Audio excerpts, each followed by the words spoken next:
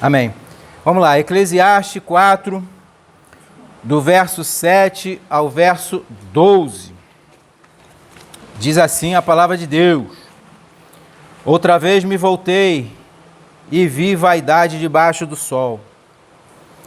Há um que é só, e não tem ninguém, nem tampouco filho nem irmão, e contudo não cessa o seu trabalho, e também seus olhos não se satisfazem com riqueza, nem diz: para quem trabalho eu, privando a minha alma do bem? Também isto é vaidade e enfadonha ocupação. Melhor é serem dois do que um, porque tem melhor paga do seu trabalho. Porque se um cair, o outro levanta o seu companheiro. Mas ai do que estiver só, pois caindo não haverá outro que o levante. Também se dois dormirem juntos, eles se aquentarão. Mas um só, como se aquentará? E se alguém prevalecer contra um, os dois lhe resistirão. E o cordão de 3 dobras não se quebra tão depressa. Amém. Oremos mais uma vez. Senhor, nosso Deus e nosso Pai,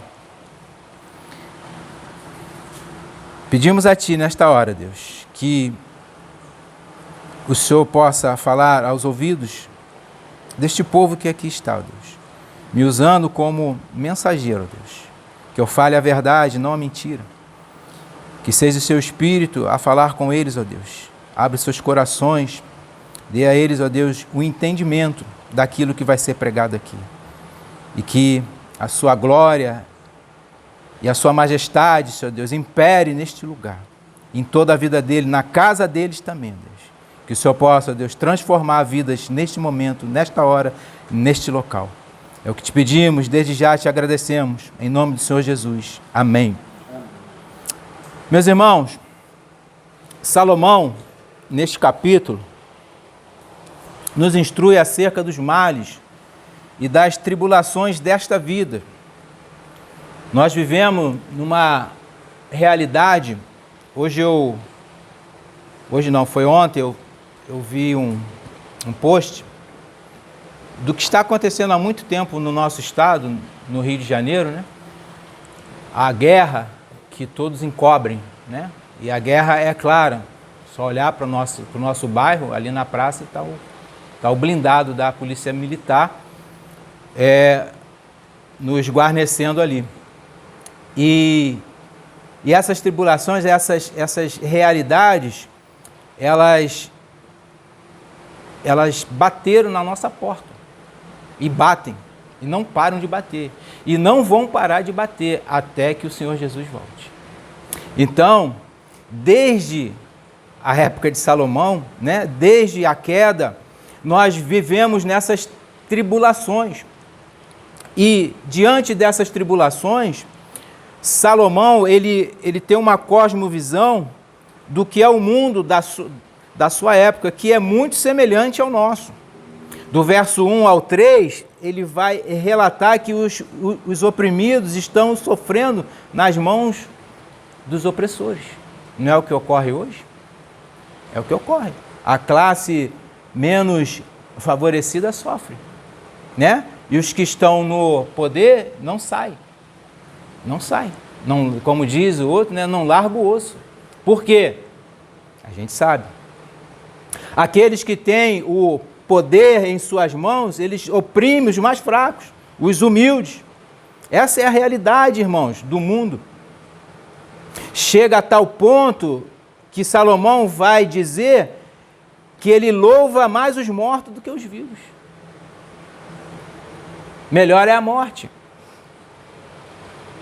Ele vai falar que melhor é não ter nascido neste mundo mal, para ver as coisas mais deste mundo.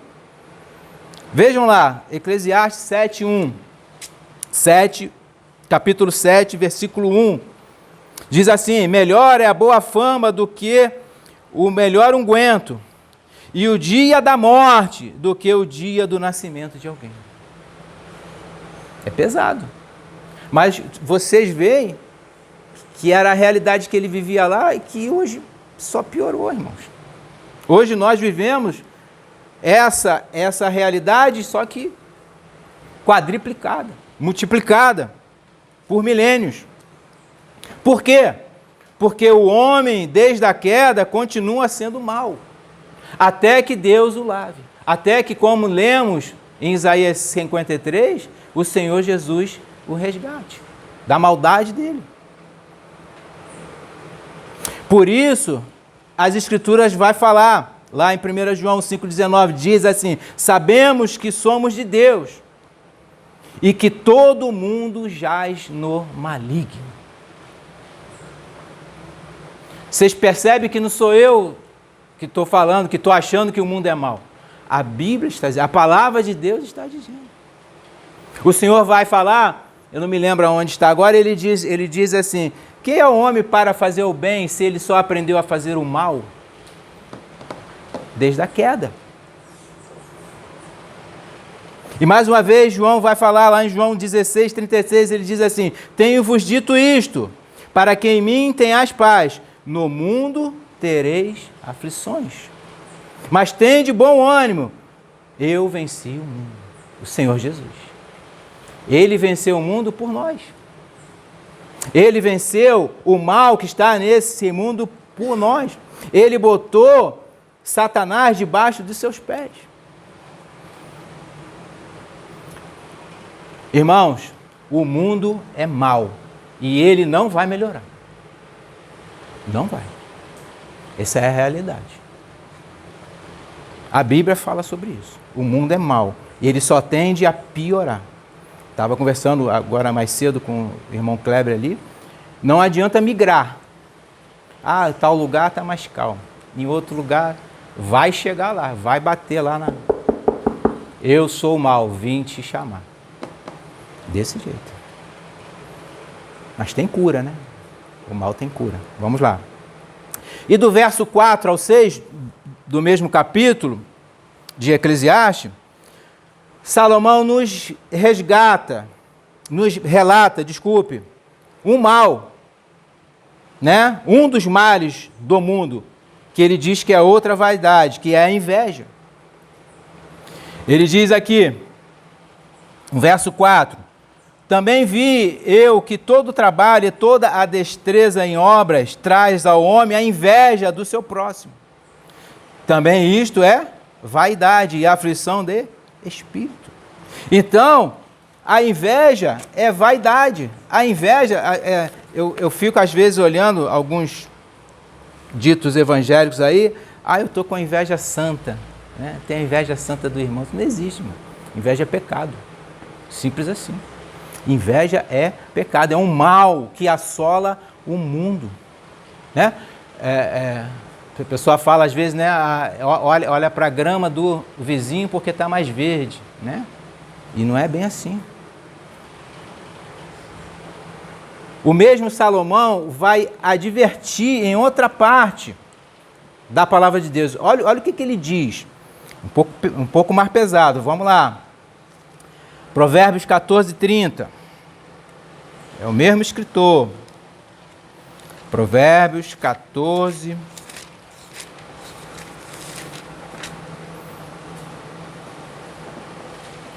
Verso 30.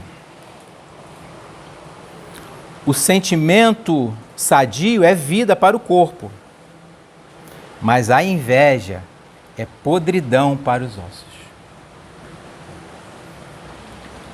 Às vezes, a pessoa, nem sabe, né, irmão? Mas ela sente inveja de outro. Às vezes, por que eu trabalho tanto e eu não tenho que aquele cara outro lá tem que trabalha menos do que eu? Por que certas coisas ocorrem comigo e não ocorrem com fulano? Asaf, vai falar lá no seu salmo que ele teve inveja do ímpio, porque o ímpio prosperava e ele não. Ele falou, quase me resvalei o meu pé para o mal, que é a inveja.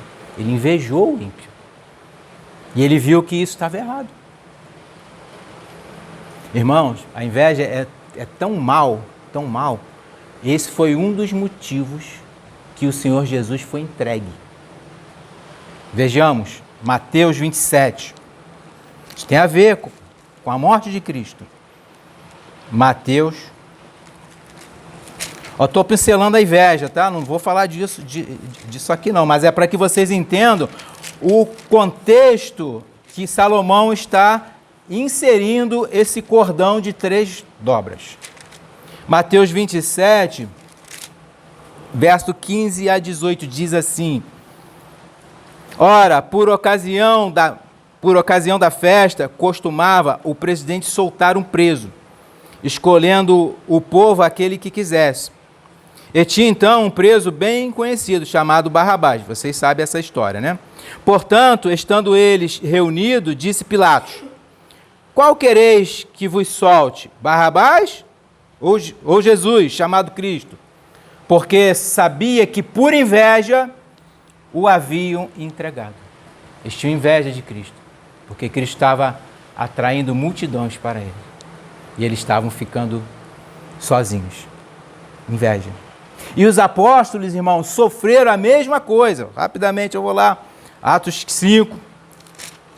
Rapidamente eu vou lá. Todo discípulo de Cristo sofre inveja. Atos 5, 17 e 18 diz assim: E levantando-se o sumo sacerdote, e todos que estavam com ele, e eram eles da seita dos saduceus, eram os mesmos homens que entregaram a Jesus, viu? Não saiu do contexto. Encheram-se de inveja e lançaram mão dos apóstolos e os puseram na prisão pública. O mesmo cenário estava acontecendo. A multidão estava se chegando aos apóstolos e eles sentiram inveja. Vamos matá-lo. Vamos matá-lo. E finalmente, aí sim, chegamos ao mal que Salomão vai apresentar aqui, do verso 7 ao verso 12. Ele vai apresentar o mal, mas ele vai apresentar a cura para esse mal. Esse mal se chama o egoísmo. Quem conhece uma pessoa egoísta? Né? Não empresta, não dá, não doa, não quer ninguém perto dela. Junta coisas para ela. Né? Pessoa egoísta. E a partir do verso 7 ele vai falar aqui, ó: Outra vez me voltei e vi vaidade debaixo do sol. Irmãos, segundo o dicionário Strong, essa expressão em hebraico quer dizer, esse outra vez me voltei, quer dizer, voltei a refletir, ou seja, a observar o que estava acontecendo ao meu redor. Ele observava o que estava acontecendo naquele momento, a realidade dele. Isso é o que devemos fazer, observar a nossa volta, o que está acontecendo. Quem está precisando de ajuda? Quem é o cara que está se chegando, a pessoa que está se chegando perto de nós? Para quê? Com que intenção? Se é boa, a porta está aberta. Se é má, vou soltar o Rottweiler. É a realidade. Você não pode fugir. Irmãos, você não pode romantizar. Você não pode achar que você vive em contos de fada. A realidade é crua e nua e dolorosa. Ok? E só há uma cura para isso. Se chama Jesus Cristo. Só Ele.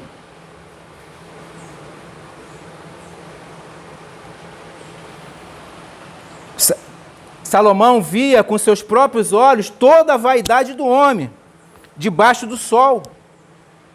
Ele olhava para aquele mundo e via, ele dizia: vaidade de vaidades, diz o pregador, vaidade de vaidades, tudo é vaidade. Eclesiastes 1:2. Tudo é vaidade. Sabe o que não é vaidade? A única coisa neste mundo que não é vaidade, a servidão a Cristo Jesus. Isso não é vaidade. Você se vangloriar que você serve a Cristo Jesus. Isso não é vaidade. Você glorificar a Deus, se humilhar diante do Pai, isso não é vaidade. Agora, você ambicionar nada mais além do reino, o que a palavra diz? Buscai primeiro o reino. E as demais coisas, não fala, as demais coisas você cobiça. Elas lhes serão acrescentadas. Se você buscar o reino verdadeiramente. Verdadeiramente. Como ele vai falar em espírito e em verdade. Os verdadeiros adoradores. Vaidade aqui, meus irmãos, no contexto, quer dizer coisa vã, sem proveito, insatisfatória, ou seja, coisas mais. São essas vaidades que Salomão elenca aqui neste texto. Coisas que prejudicam o homem e que são mais aos olhos do Deus Criador. São mais. Vaidade de vaidade. Vaidade de vaidade.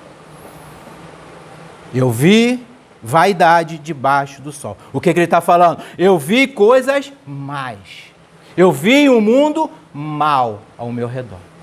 De homens maus. Eu vi. Aí ele não parou, né? Ele diz aqui no verso 8, há um que é só e não tem ninguém. Olha o egoísta, olha o perfil do egoísta aqui, ó.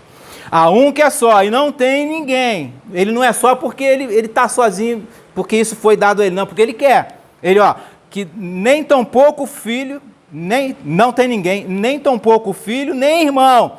E, contudo, não cessa do seu trabalho. E também os seus olhos não se satisfazem com a riqueza. Ele não é satisfeito com aquilo que ele tem. Ele não quer irmão, não quer esposa, não quer ninguém. E nem diz, ele vai falar aqui, para quem trabalho eu, privando a minha alma do bem? Também isto é vaidade, enfadonha, ocupação. Ele nem dos bens dele, ele usufrui. Ele quer acumular. Quer acumular. O bicho é ruim, cara. Esse verso traça o perfil do egoísta. Da pessoa que vive para si e vive para o trabalho, para acumular riqueza nesta terra, não divide a sua porção com ninguém. Irmão, tem um pedaço de pão aí, rapaz, até tinha, mas que nada, tá lá cheio, tá dando até mofo. Ele diz que não tem. Me presta qualquer coisa, um martelo, não tem, tem 3 martelos na casa dele. Não divide a sua porção com ninguém.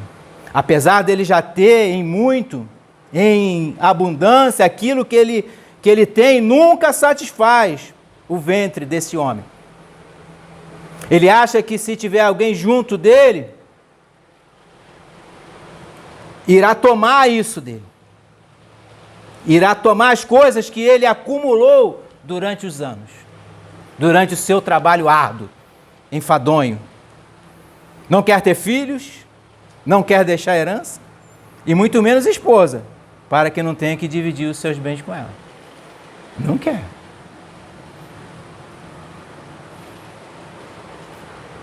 Vamos ver o que diz as Escrituras sobre esse assunto? Lucas 12. Lucas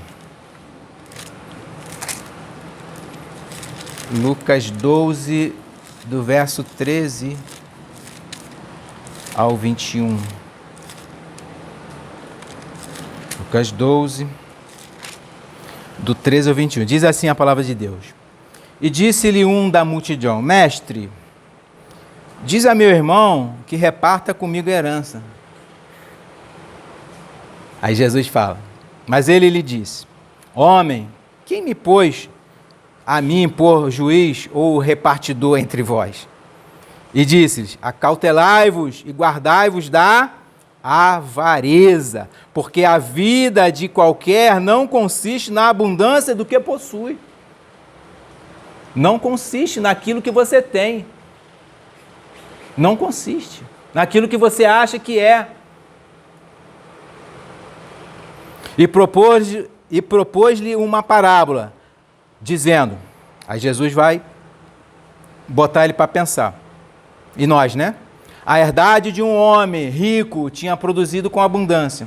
E ele arrazoava consigo mesmo, dizendo: que farei? Não tenho onde recolher os meus frutos. E disse: farei isto. Derrubarei os meus celeiros e edificarei outros maiores, e ali recolherei todas as minhas novidades e os meus bens. E direi à minha alma: alma, tens em depósito muitos bens, para muitos anos, descansa, come, bebe, folga. Mas Deus lhe disse, olha o que Deus vai dizer para ele: louco, esta noite te pedirão a tua alma, e o que tens preparado, para quem será? Se você não tem ninguém. É um egoísta, né? Para quem será? Assim é aquele que para si ajunta tesouros, e não é rico para com Deus. Está aqui traçado o cara que ajunta e não divide nada com ninguém em vida, e Deus vai falar: amanhã você vai morrer. Hoje, né? Hoje. Cadê? Hoje. Esta noite, ó. Esta noite é hoje, né? Você vai morrer. E para quem vai ficar as tuas coisas, se você não tem ninguém? Vai ficar para um estranho, né? Ó. Gente que tu nem conhece, cara. Que miséria. Gente que você nunca viu na vida vai pegar as tuas coisas que você trabalhou tanto. Isso é vaidade. Isso é o que vai acontecer, meus irmãos, com pessoas egoístas. Aquilo que ela ajuntou nesta vida ficará para outros que virão após ela. Desconhecidos.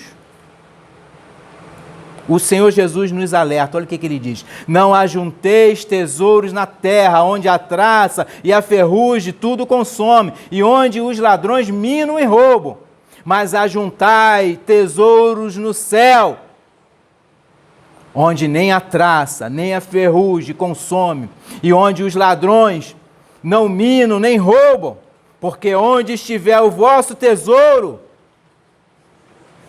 estará o vosso coração. Eita! Aquilo que você mais preza é onde está o seu coração. Se você mais preza o reino, amém, glória a Deus. Juntou tesouro no céu.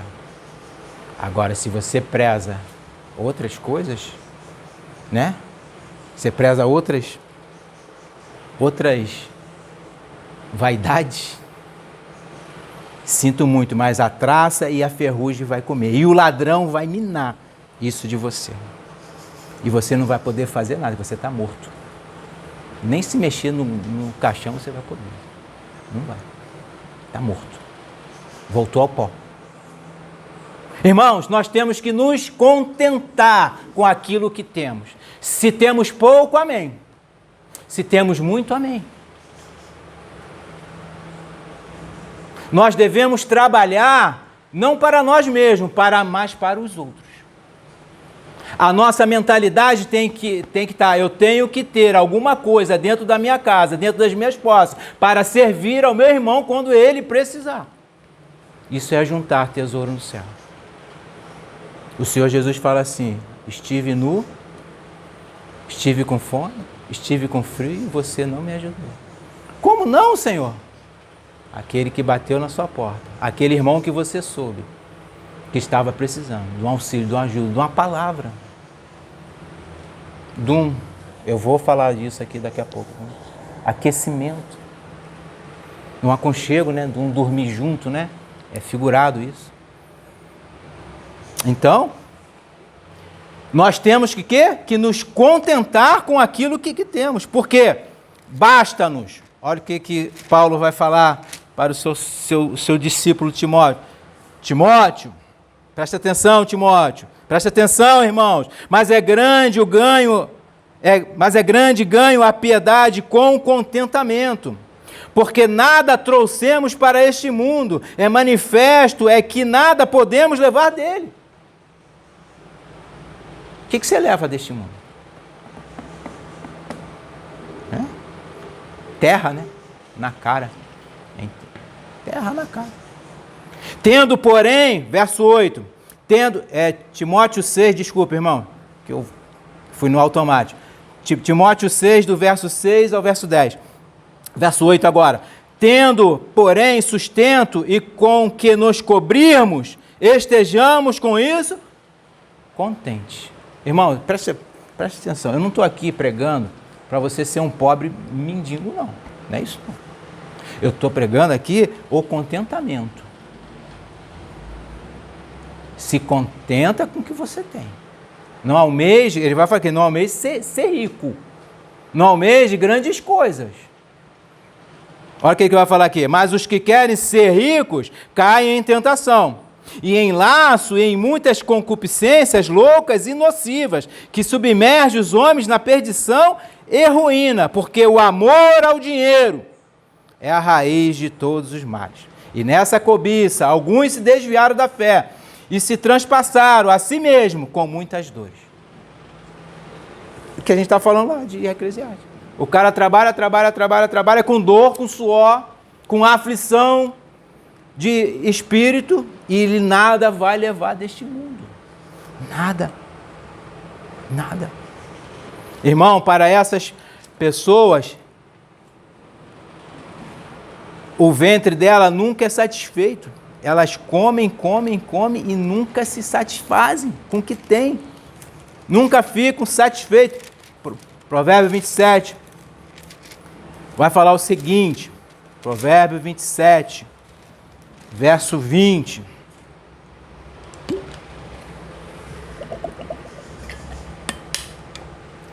Aí, a maritaca lá. Pregando na natureza, hein? Vamos lá. Glória a Deus. Provérbio 27, 20. Diz assim o Senhor: como o inferno, olha a comparação que a Escritura faz. Como o inferno e a perdição nunca se fartam, assim os olhos do homem nunca se satisfazem. Pesado, né? O inferno nunca se satisfaz, e a perdição também. E assim são os olhos do homem, que vivem nesse egoísmo, que vivem em acumular tesouros nessa terra, que vivem a querer sempre mais, que não estão contentes com o que têm. Eu tenho um carro, vou dar exemplo do carro que é o que aflige a população hoje. Tem um carro que me serve. Está andando, tá direitinho.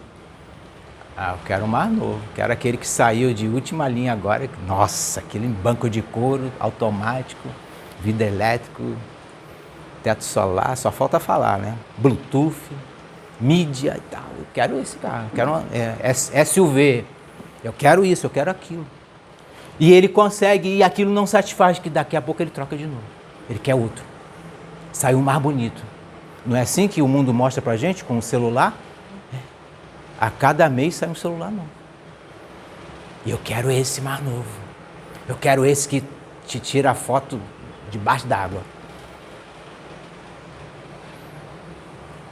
A ponto, só um exemplo que eu estou dando, irmão. A cobiça é tanta do homem. Presta atenção. Houve um caso agora, no Arco Metropolitano, em Duque de Caxias, na altura de Duque de Caxias.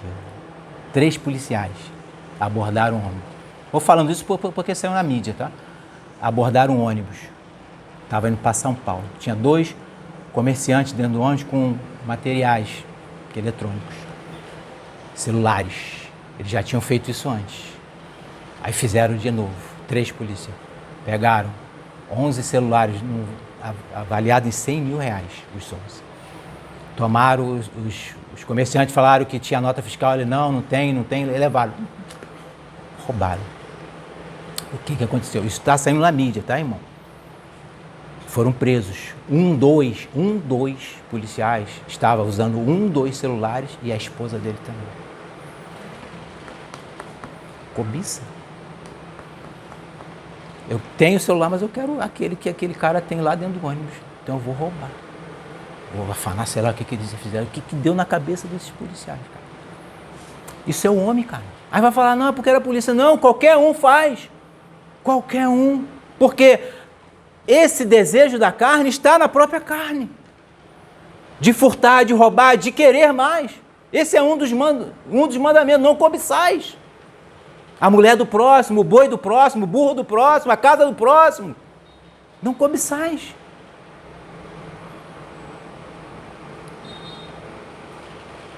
E as Escrituras, irmãos, está nos dizendo, através da cosmovisão de Salomão, que todo trabalho que é feito pelas mãos do homem ímpio é em vão.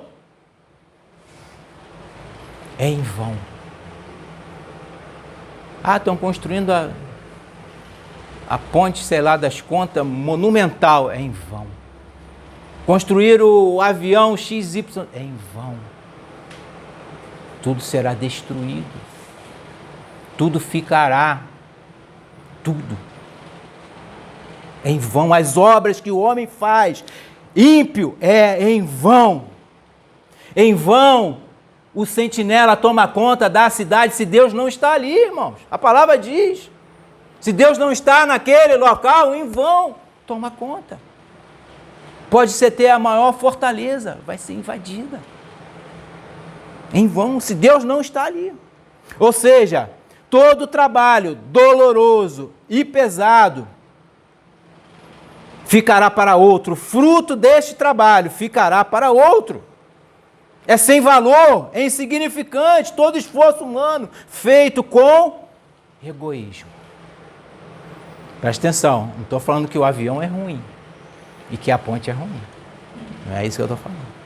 Mas se for feito com o propósito do egoísmo, com o propósito de impiedade, de botar um dinheiro no bolso a mais, a gente sabe como isso funciona, é em vão.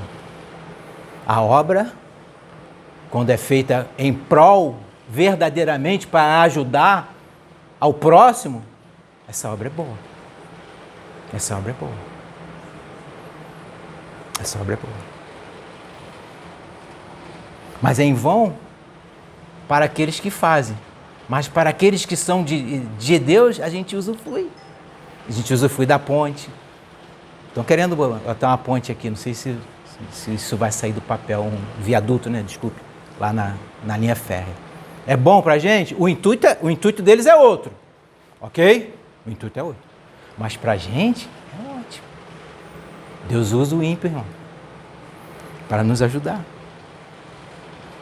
Esse esforço do homem egoísta resulta em nada mais do que fadiga e aflição. Veja Eclesiastes 2, verso 22 ao 26, diz assim, Eclesiastes 2, verso 22 a 26, porque que mais tem o homem de todo o seu trabalho e da aflição do seu coração, em que ele anda trabalhando debaixo do sol?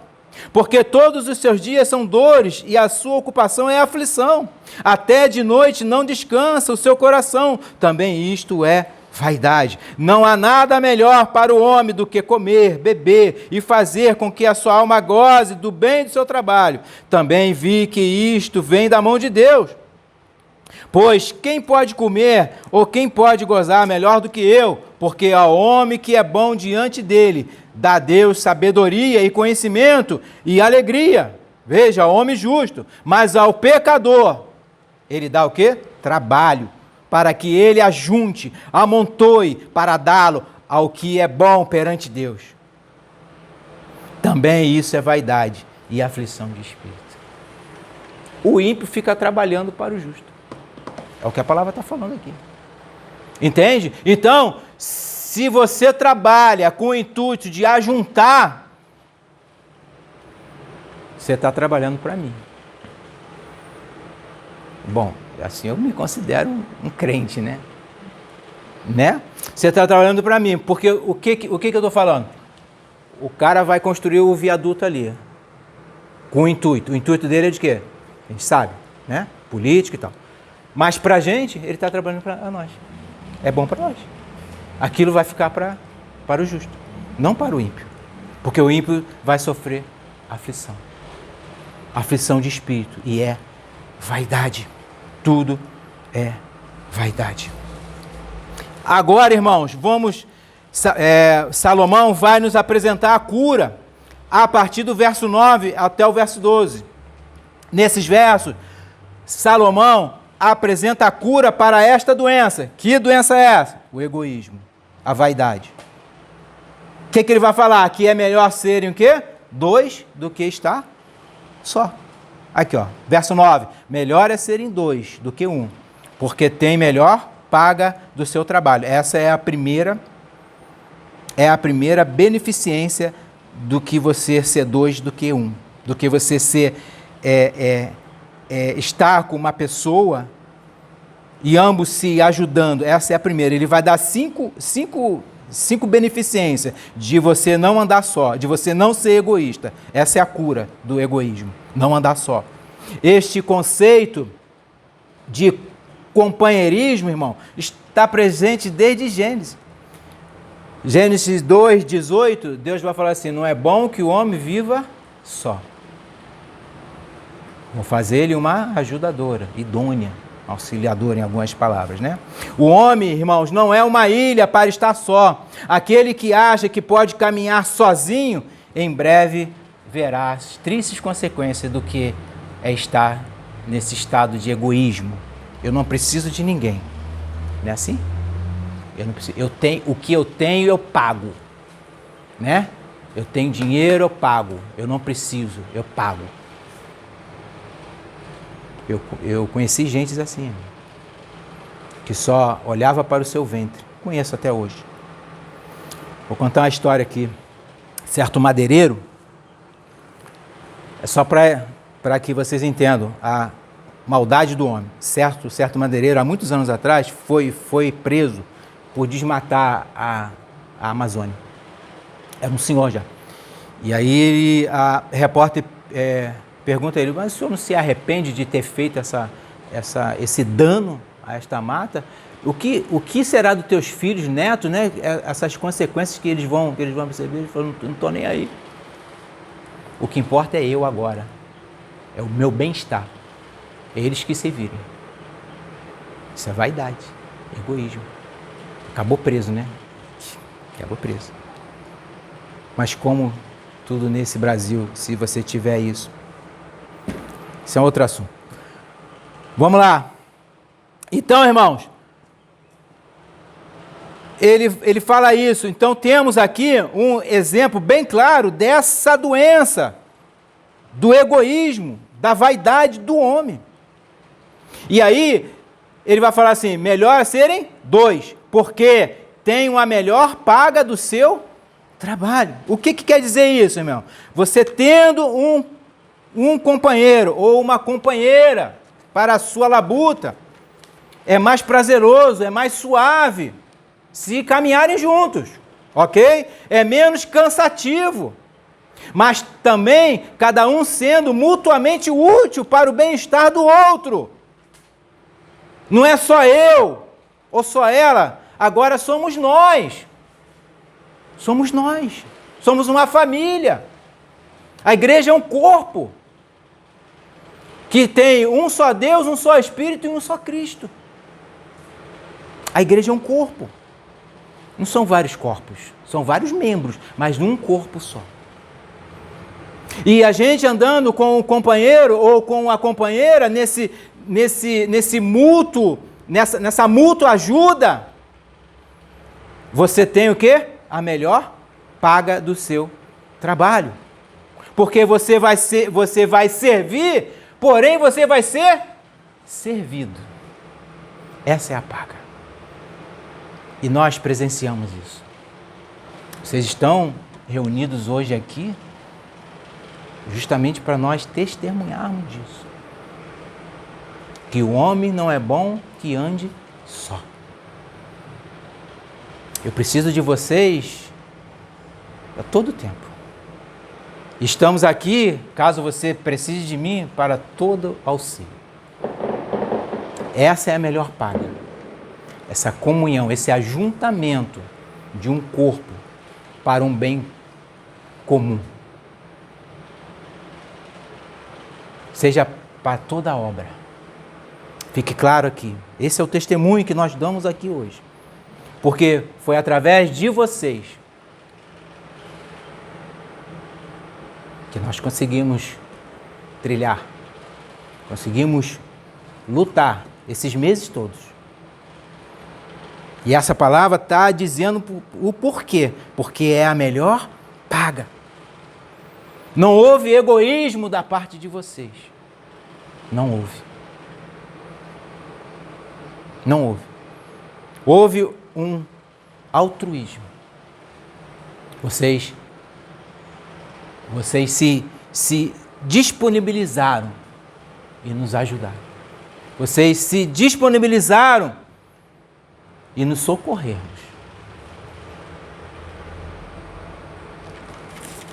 E isso não é vaidade. Isso é bom. Porque isso que é a melhor paga.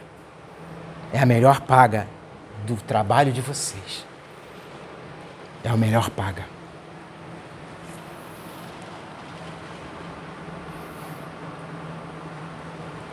O homem que priva a sua alma desse bem, que bem é esse? Da melhor paga, de servir ao seu companheiro, com o seu trabalho, com o seu tempo.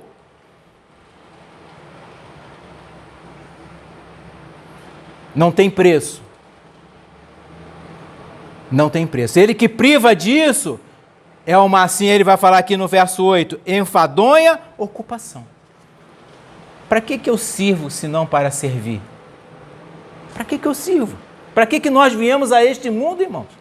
Se não é para servir a nós, aos outros, para quê? Lógico, tudo dentro do nosso alcance. Mas aquele que é prestativo, gentil, solícito aos outros, ou com os outros, esse tem a melhor paga. Deus os abençoe, porque Deus se agrada de quem oferta com amor e com alegria.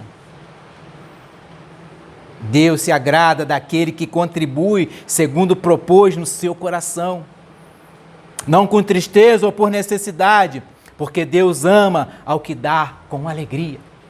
1 Coríntios 9, 7. Não estou falando aqui de dinheiro, né? Dinheiro não é parte financeira, não. A parte emocional, a parte da nossa base, a estrutura física abalada. Vocês, todos vocês, nos ajudaram. Todos vocês nos ajudaram. Tivemos ombros para chorar. E hoje nós temos ombros para nos alegrar por vocês estarem aqui. Há tempo para tudo, diz o pregador. Tempo para chorar e tempo para se alegrar. Hoje nós temos o tempo de alegria. Louvado seja o Senhor. Louvado seja. Aí ele continua, porque se um cair, verso 10, o outro levanta o seu companheiro, mas ai do que estiver só, pois caindo não haverá outro que o levante. Esse é o segundo benefício de você não estar só. Se você cair, o seu companheiro estará ali para te auxiliar. E eu tive isso. Eu tive companheiros para me auxiliar. Tive pessoas que eu nem conhecia, que nos auxiliaram. Pessoas que eu nunca vi na minha vida. Pessoas que eu já via, lógico, mas pessoas também que não estão aqui e que eu louvo a vida deles também. Porque eles foram anjos enviados do Senhor para nos ajudar. Então, se um está ali caído, o outro está para levantar aquele que caiu. O verbo cair aqui, irmão, no hebraico, possui algumas variações de significado, mas a gente olhando para o contexto, o qual ele está inserido, é um contexto que nos indica o cuidado que uma pessoa deve ter com a outra. Então, o significado deste verbo é figurado. Por exemplo, João, vou dar um exemplo aqui. João, ao receber a notícia da morte de seu pai, caiu em depressão. Então Paulo, seu companheiro e amigo, o ajudou a se levantar. Ou seja, o apoiou nesta hora tão difícil para João. Percebe que não é só dinheiro? Percebe que você saber como um irmão seu está? Você fazer uma ligação, uma mensagem de texto,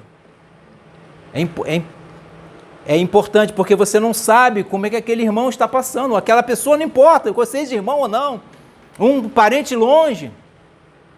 Ligue, passe uma mensagem, vê, e se ele estiver precisando, auxilie.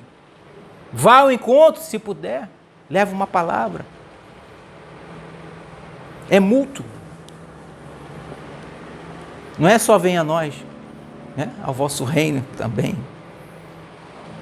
E Salomão, irmãos, aponta o dano que é causado à pessoa que vive no egoísmo, que vive só, prefere caminhar sozinho. Ele vai falar o quê? Não haverá quem a levante.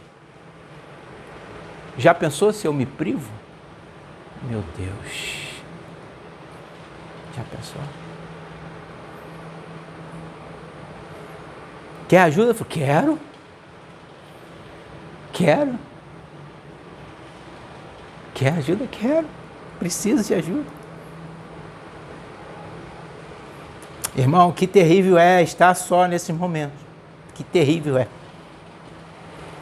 Deve ser para essas pessoas ficar só. E ela não se move, ela não quer ajuda, ela rejeita. Então, irmão, nos momentos de alegria também nós não devemos estar só. Devemos estar acompanhados de boas companhias. São vocês. Boas companhias. Para nos alegrarmos. Como é bom, irmãos, ter amigos mais chegados do que irmãos. Como se vê hoje aqui neste dia, neste lugar, onde o Senhor Jeová nos reuniu. Amigos mais chegados do que irmãos. Meu irmão ficou divino, meu irmão de sangue. Nem. Quem é o meu próximo? Quem é o meu próximo?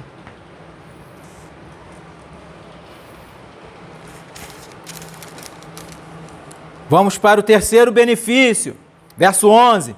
De estarem juntos, também se dois dormirem juntos, eles se aquentarão, mas um só, como se aquentará?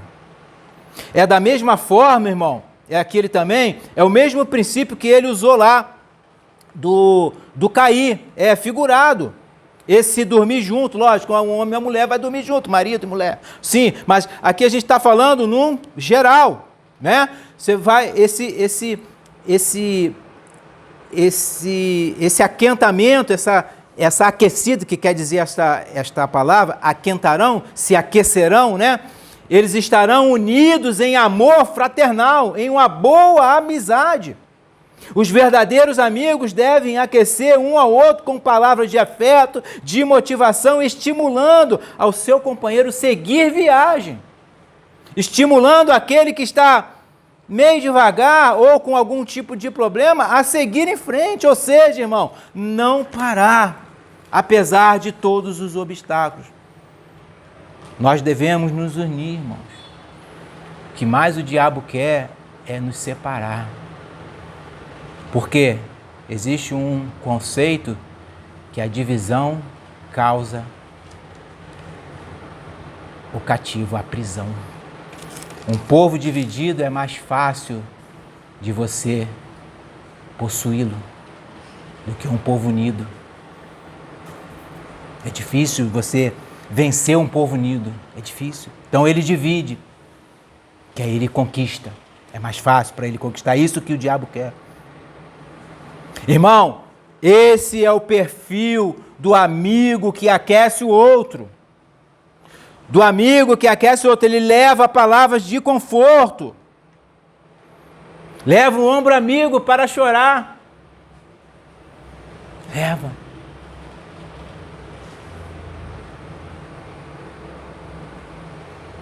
Mas da mesma forma vem o dano para aquele que quer estar só, que não quer se aquecer. Ele vai falar, mas um só, como se aquentará? Irmão, essa pessoa vai morrer em um frio espiritual tão grande e emocional, tão grande, ela vai morrer. Por que tem acontecido tantos suicídios? Só olhar as estatísticas. É muito. Homens, mulheres, adolescentes se suicidando. Por quê? Por que será? Chegamos ao verso 12, com a quarta beneficência de estar junto. E se alguém prevalecer contra um, os dois lhe resistirão. Existe um ditado que diz: duas cabeças pensam melhor do que uma. O outro diz: uma andorinha só não faz verão. O que tudo isso quer dizer, meu irmão? Meus irmãos, que nós sempre dependemos de outra pessoa. Isso não é ruim, irmão. Pelo contrário, é bom, principalmente quando você pode contar com bons amigos. Você liga para o amigo, na hora ele, não, estou aí, peraí que eu vou dar um jeito nisso aí. Né? Ele é ágil. Quando o cara não quer te ajudar, ele começa a dar desculpa. Ih, rapaz, se eu pudesse, estava na mão, mas não dá. Não é assim? É o desculpeiro, não sei nem se existe essa palavra. Misericórdia. Ih, fulano, rapaz, tô longe, tô não sei aonde, não dá para chegar a tempo, o cara tá perto, tá em casa às vezes. Entende? Esse é o egoísta. O cara não ajuda ninguém. Não ajuda. Se alguém vier contra você, aí ele vai falar, né? Dois lhe resistirão. Estarão prontos a te ajudar. É bom que você esteja com seu amigo, pois os dois vão resistir à investida de quem? Do inimigo. E isso eu falo fisicamente, literalmente e espiritualmente. Espiritualmente. Às vezes Satanás envia o secretário e o cara vem com... Parece que saiu do inferno naquela hora para te atentar. Meu. E se tu tiver com outro, ele pensa 10 vezes antes de te atacar, né? Ele, opa, não, aqui eu não posso, peraí, tem 2, tem 3, tem 4, tem 10, estamos juntos. Irmãos, não podemos ser orgulhosos a ponto de rejeitarmos ajuda. Isso é pecaminoso, irmão. Precisamos de pessoas ao nosso lado para nos apoiar. Algum tempo atrás, eu pedi ajuda a uma certa pessoa que eu achava que ela era cristã. Não era nem ajuda financeira, nem emocional, conselho, nada disso. Eu estava com a igrejinha nossa lá, e ele estava com eu descobri ele estava com um grupo reunido dentro da casa dele. E a gente tinha o mesmo pensamento de fé, é isso que eu quero, né? Achamos. Eu falei, achei um grupo que pensa igual a gente, vamos lá. Aí marquei com ele, fui ao encontro dele. E aí conversando, ele ficou de vir até nós, e depois a gente ia assim, ia fazendo essa comunhão para fortalecimento e formarmos um grupo forte, irmão. Um grupo forte, né? Ele com o grupo dele lá, com o nosso, em Cristo, né? Não queria nada deles, não, era em Cristo. Ele simplesmente virou as costas, me desprezou, me rejeitou. A ponto de um pastor aí me ligar para perguntar, uma fofocaiada, rapaz. Eu falei, rapaz, eu simplesmente não sei dele, nunca mais falou comigo. Ficamos de marcar, só que ele simplesmente me desprezou, ele rejeitou a gente. Aí eu falo, que cristianismo é esse que essa pessoa prega lá no boteco dele lá, que eu chamo de boteco? Que cristianismo é esse? Que conceito do cordão de 3 dobras essa pessoa tem? Que conceito ele tem? Né? Que conceito ela tem? Quer ver um exemplo entre irmãos, como é que é? 2 Samuel. Um exemplo, como é que o irmão deve agir com o outro? 2 Samuel 10, do 8 ao 12. 2 Samuel 10, do 8 ao 12.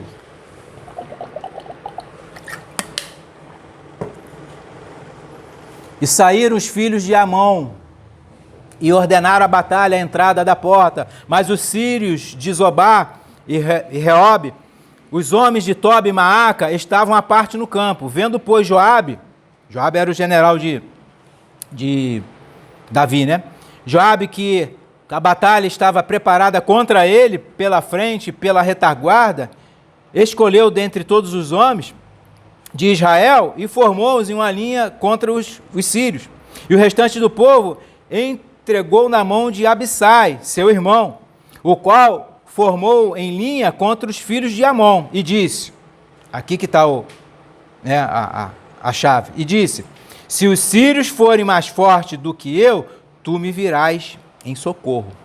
E se os filhos de Amon forem mais fortes do que tu, irei a socorrer-te.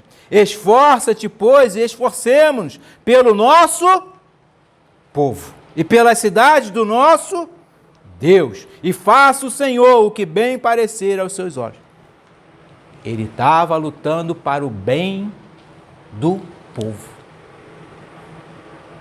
Se eu enfraquecer, você vem a mim. Se você enfraquecer, eu vou até tu. E a gente vai vencer essa parada. É isso. Isso é um exemplo de irmãos, de pessoas que se importam umas com as outras, de fortalecimento. Nós estamos em guerra física e espiritual. Irmão. O homem que se acha que pode vencer esta batalha só, não vai. Não vai.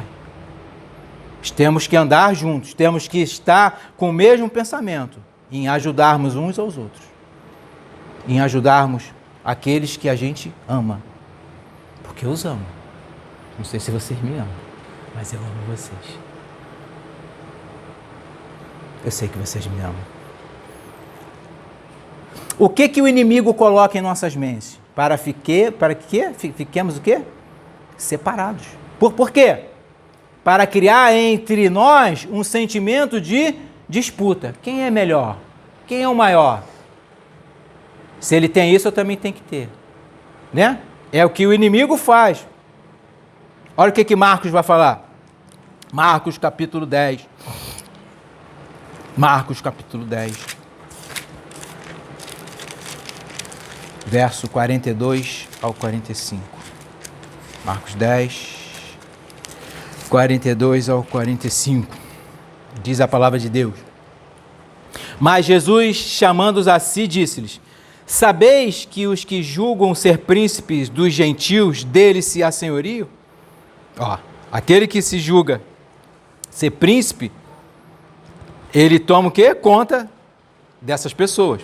E os seus grandes usam de autoridade sobre eles. Mas entre vós não será assim. Olha o que Jesus está falando. Antes, qualquer que entre vós quiser ser grande, será vosso serviçal. E qualquer que dentre vós quiser ser o primeiro, será servo de todos. Porque o Filho do Homem, quem é esse Filho do Homem? Jesus, também não veio para ser servido, mas para servir e dar a sua vida em resgate de muitos. Nós devemos seguir a quem? Se somos chamados de cristãos. Cristo. E qual é o exemplo que ele dá? De servidão. Sirva. Sirva. Seja servo. Seja servo dos seus irmãos, seja servo do seu próximo. Seja servo. Irmãos, enquanto nós lutarmos em separado, o inimigo vai prevalecer. Mas se nos unirmos, seremos mais fortes e resistiremos aos seus ataques. Se alguém prevalecer contra um, os dois lhe resistirão. Este é o quarto benefício. O quinto e último benefício. E o cordão de 3 dobras não se quebra tão depressa. Então, irmãos, Salomão conclui essa perícope com esse provérbio. Ele compara a união de 2 pessoas com um cordão de 3 dobras. Por que ele fez essa comparação? Eu creio que há algo implícito aí. Tem alguma coisa a mais aí. Vamos ver? A palavra vai nos revelar. Mateus 18. Mateus 18. Estamos terminando. Mateus 18.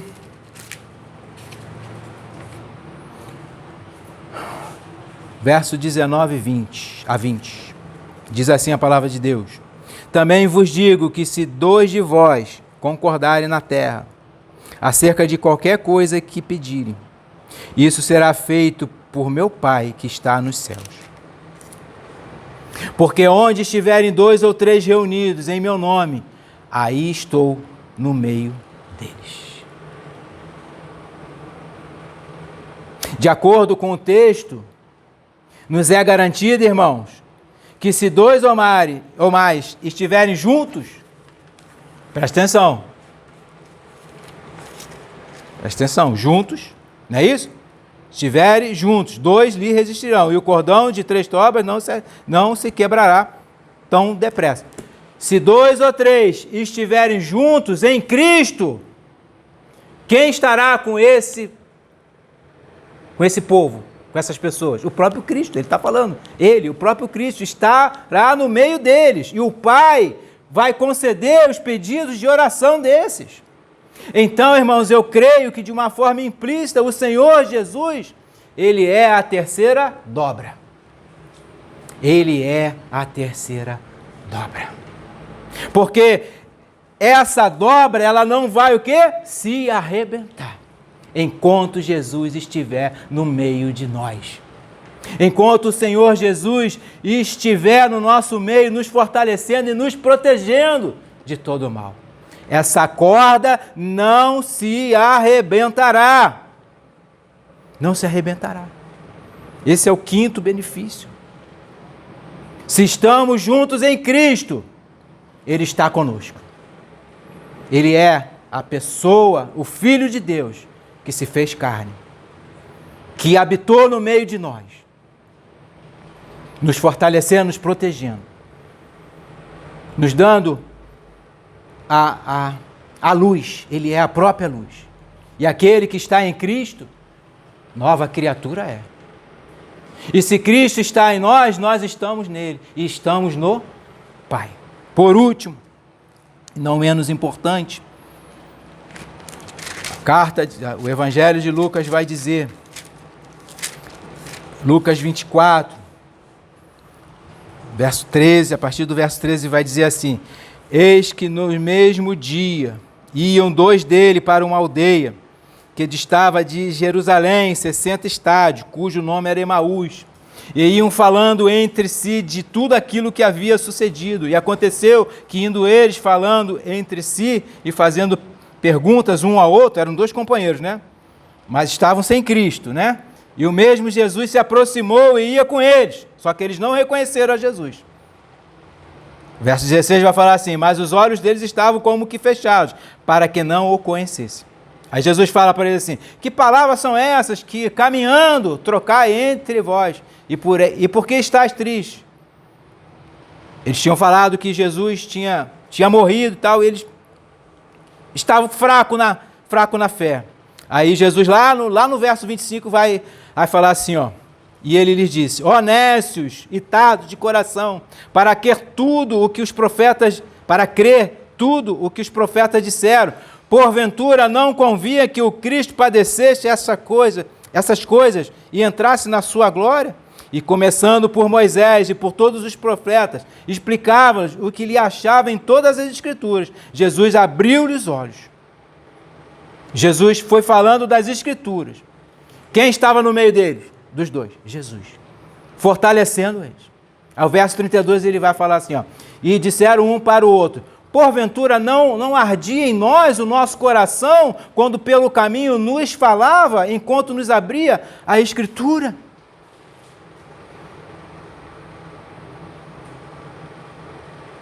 E na mesma hora, levantando-se, tornaram para Jerusalém e acharam congregados 11, e os quais estavam com eles. Eles voltaram com a força total para falar que Jesus tinha ressuscitado. Jesus estava com ele. E na mesma hora, não vou me estender, Jesus entra naquele cenáculo para testemunhar do que eles estavam falando. Enquanto o Senhor Jesus, meus irmãos, estiver no meio de nós, a corda de 2 dobras não se arrependerá. De 3 dobras, desculpa. Não se arrebentará. E eu concluo aqui. Meus queridos, o Senhor que criou os céus e a terra e o mar, quer e ordena que nós amemos uns aos outros. Por quê? Porque Deus é amor. Deus é justo, sim, Ele é justiça, mas Ele é amor. E Ele nos amou primeiro. Amados, amemo-nos uns aos outros, porque o amor é de Deus.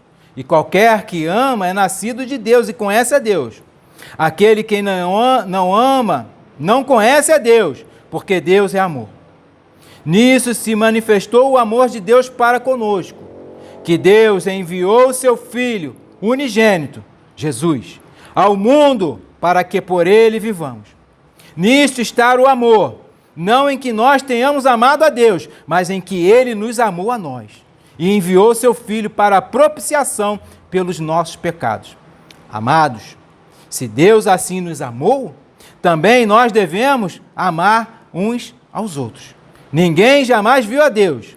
Se nos amamos uns aos outros, Deus está em nós. E em nós é perfeito o seu amor. Se amarmos uns aos outros, Cristo está em nós. E esse cordão de 3 dobras nunca se arrependerá. Amém? Deus abençoe a todos. Vamos cantar mais um salmo e eu vou fazer a oração final.